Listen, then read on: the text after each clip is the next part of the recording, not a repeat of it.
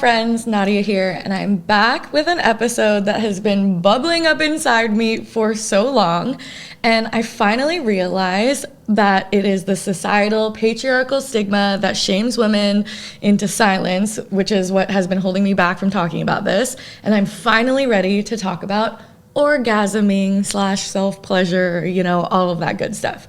Anyways, as you probably know by now, I'm Nadya Okamoto, and you're listening to another episode of Tigress, where we talk about kind of anything. So on the topic of orgasming or lack thereof, I feel like I've had this personal barrier from talking about this ever publicly.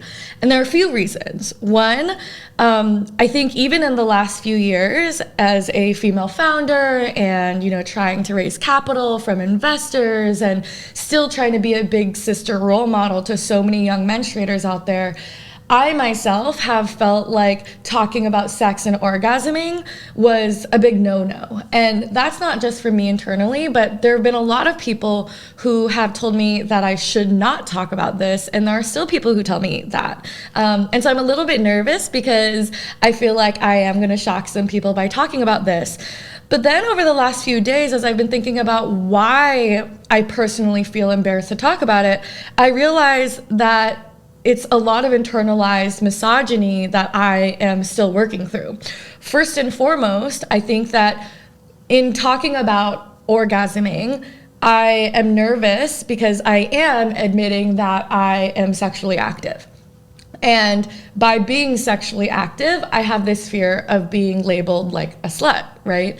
And that doesn't come from nowhere. That comes from, growing up in a society that told me that virginity was very much a real thing. And then when you lose your virginity, it's something that you're teased about. And, being sexually active as a woman means being a slut, like kind of to an extreme versus like, I think a cis man would be kind of congratulated for getting laid and things like that. So, for me, I've spent the last few months answering questions from so many young menstruators and saying like, virginity is a social construct. And I firmly believe that.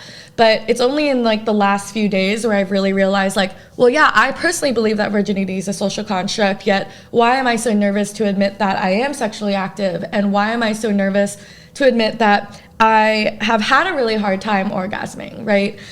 Which leads me to my next point, right? Not just the internalized misogyny, but I think for a long time and still today, there's a part of me that feels like I am broken, like my body isn't working the way it should, because I've had a really hard time kind of reaching that climax, especially on my own, which I feel like is the opposite case for a lot of my female friends out there. But I feel like, I have put this pressure on myself that my body is supposed to work a certain way and it's supposed to perform, keyword perform, a certain way. And because it doesn't, my body is not working, right? And I think that also encapsulates a lot of the maybe body dysmorphia or shame that I've experienced over the last, my whole adolescence, right? So, I've mentioned that virginity is a social construct, and this is something that we have talked about on Tigress before. And I think that for me, that's not a realization I came to until my college academic life, when I was taking these women's and gender studies and really learning about the fact that virginity is such a heteronormative concept that was created by the patriarchy to tell primarily young women that they were either pure or impure, and kind of construct this false sense of value pre-marriage, right? And I think that there's a difference of acknowledging that it's a social construct and that it is a unfair and sexist one, to then really, I think, internalizing virginity as a social construct, and I should have no kind of embarrassment from talking about the fact that I have been sexually active, right? Of course, there's the flip side of this too, which is just like, oh, sex is still not really talked about by, I think, entrepreneurs who are maybe not in the sexual wellness space. Like, obviously, I am in the period sexual wellness space, so I think I'm surrounded by a lot of people and entrepreneurs who do talk about it. But even then, I am still very much on the young entrepreneurship side, where I think sex even more so is considered an inappropriate topic, right?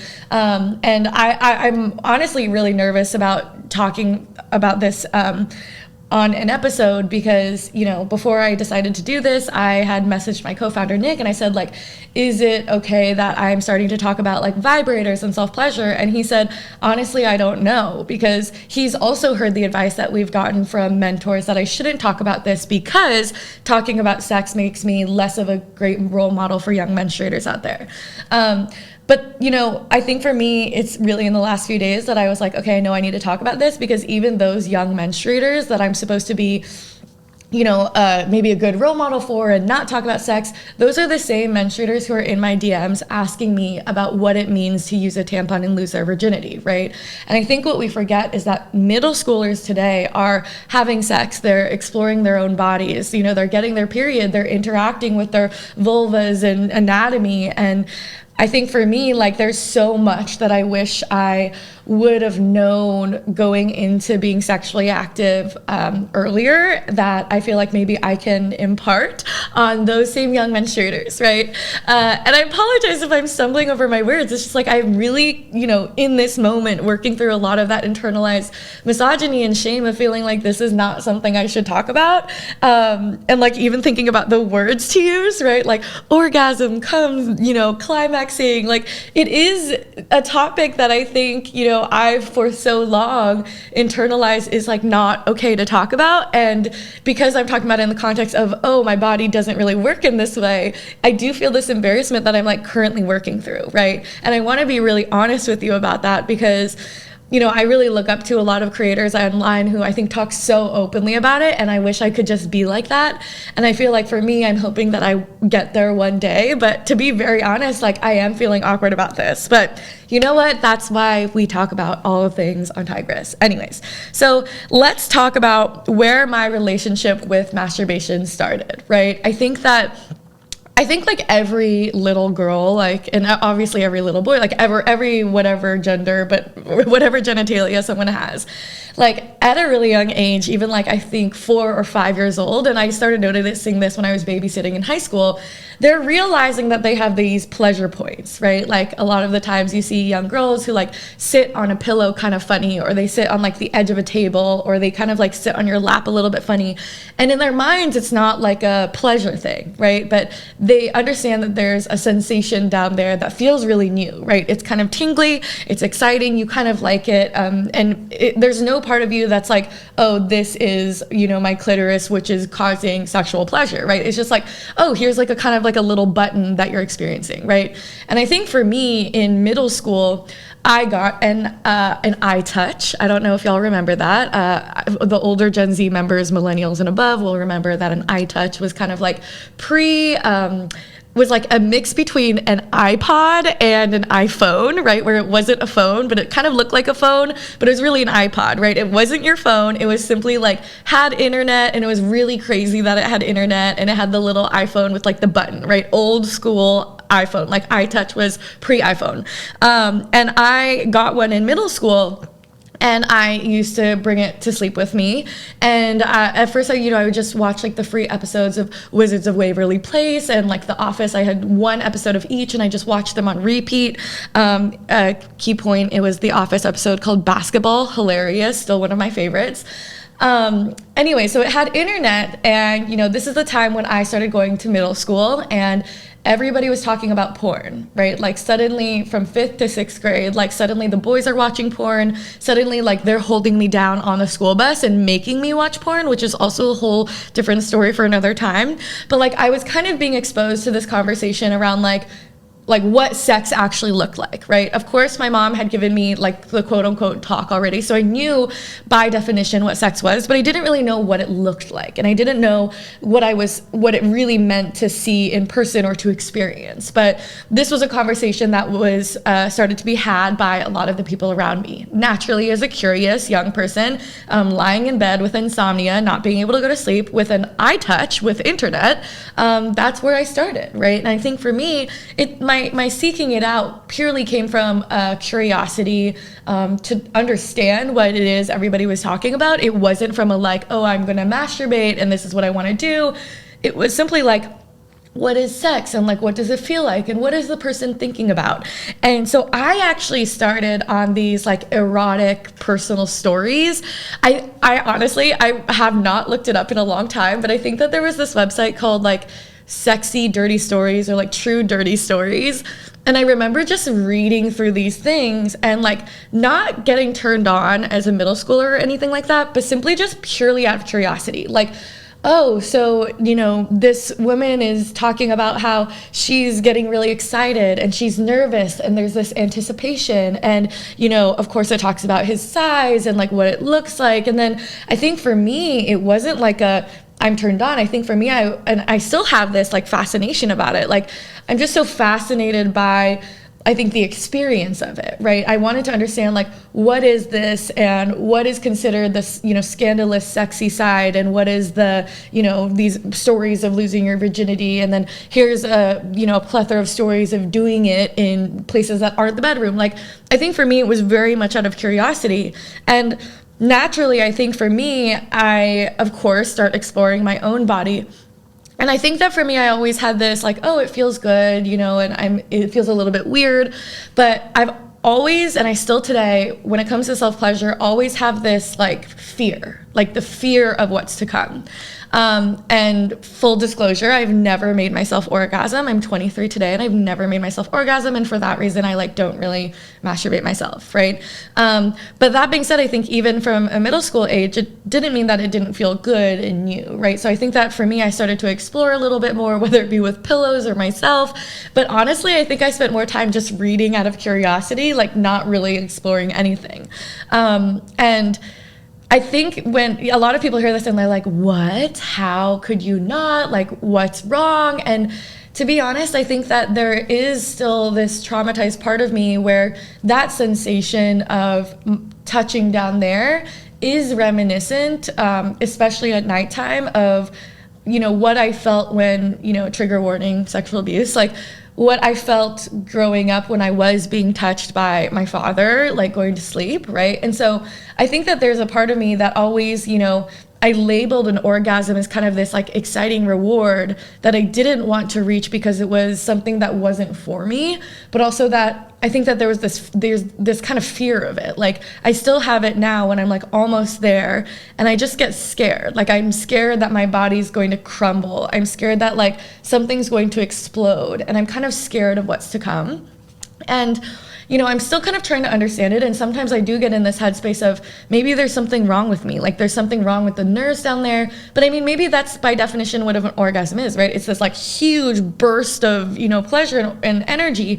But for me, like I do genuinely have this like, oh my gosh, like I need to stop, right? This is something that, and it's not like not okay. It's just like I get kind of scared of it and I get kind of nervous.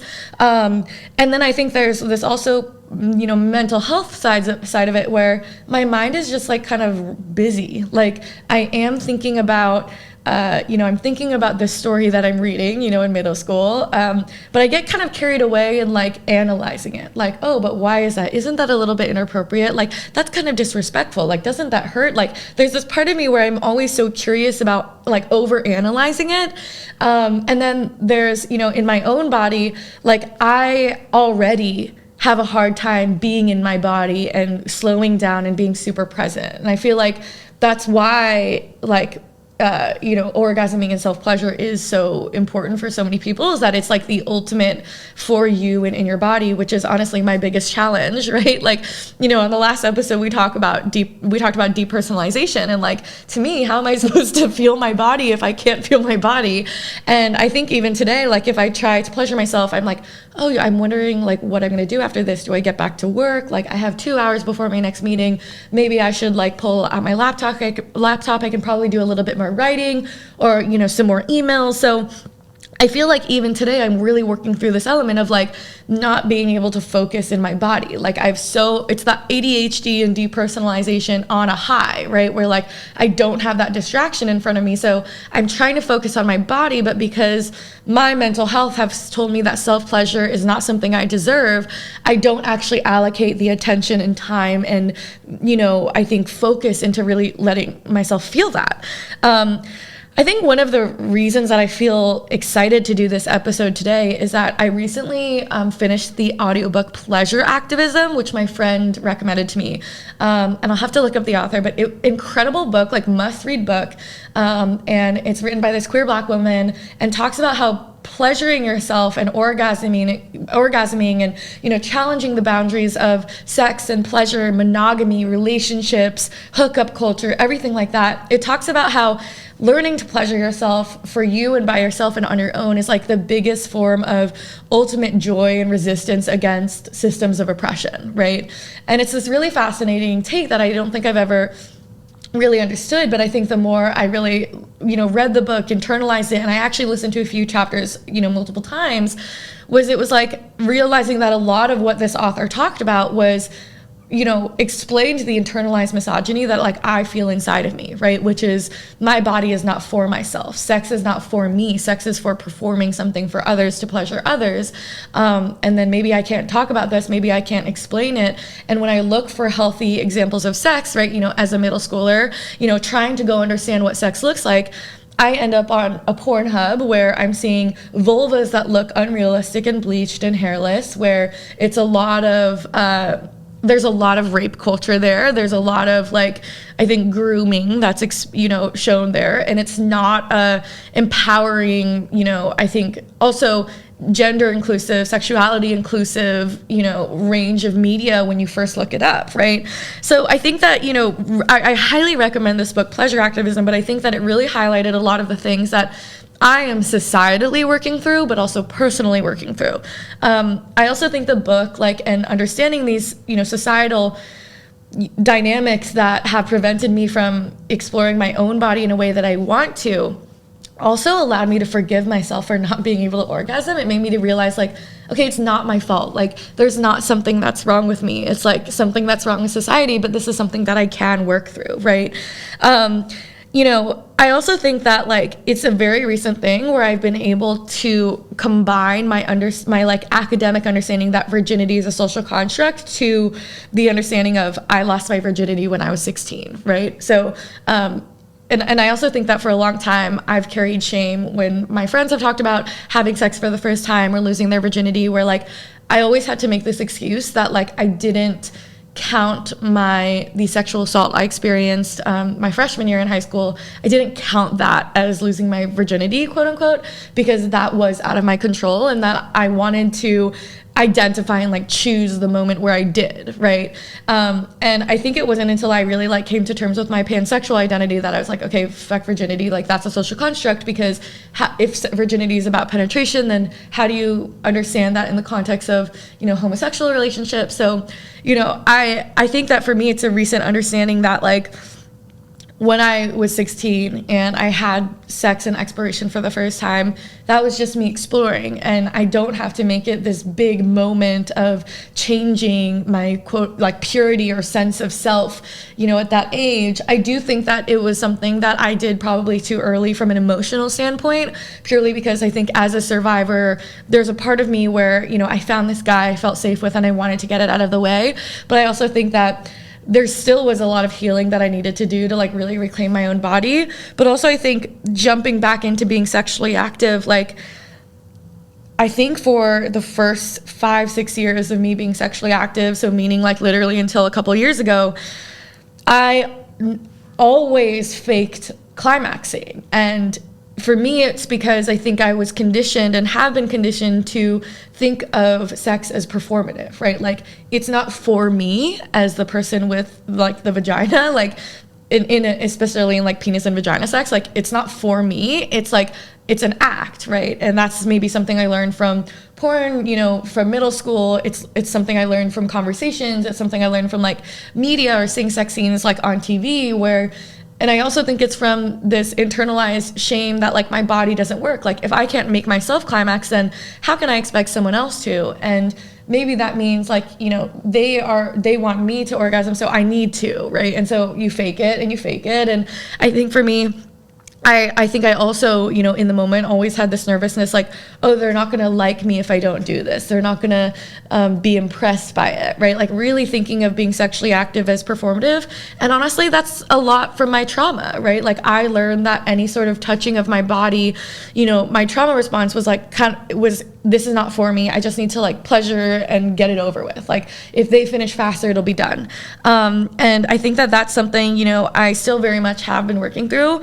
And I think it's also something that I was always scared to talk about with partners. Like, it's only been, I think maybe since I was 21, like 21 in my last relationship was like the first time I think I really felt like, oh, okay, like maybe that is an orgasm, right? And like kind of experiencing it, but again, never on my own, where I think I finally found myself in situations where I could be really open with a partner that this is sometimes hard for me, and like I go into this mode immediately when we start hooking up of like having to perform, and sometimes I don't like it. But even in that relationship, there was a lot of pressure, right? Like there was a lot of instances where I felt like it was my responsibility to let myself be used in that way, and I didn't always feel respected in that relationship.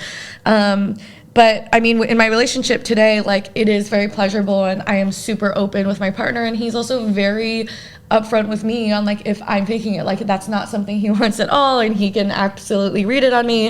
And I'm not going to go too into detail because I want to respect his privacy and boundaries on that too.